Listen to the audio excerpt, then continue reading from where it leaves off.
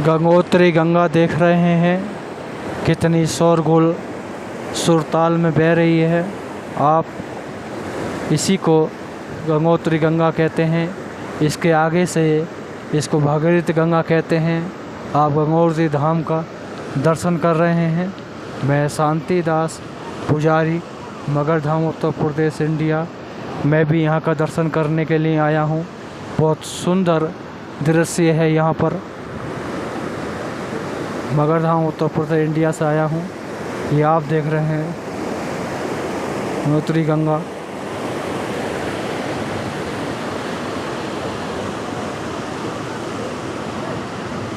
तो हम अभी आपको मंदिर का भी दर्शन कराएंगे।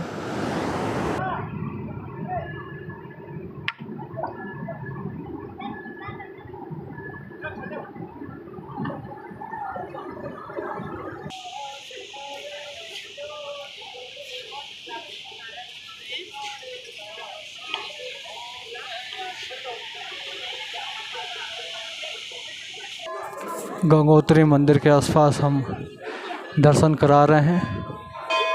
ये गंगोत्री मंदिर मेन मंदिर है जिसका आप दर्शन कर रहे हैं।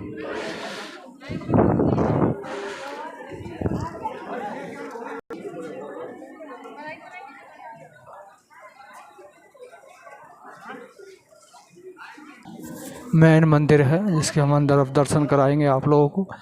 गंगोत्री माता का मंदिर का दर्शन।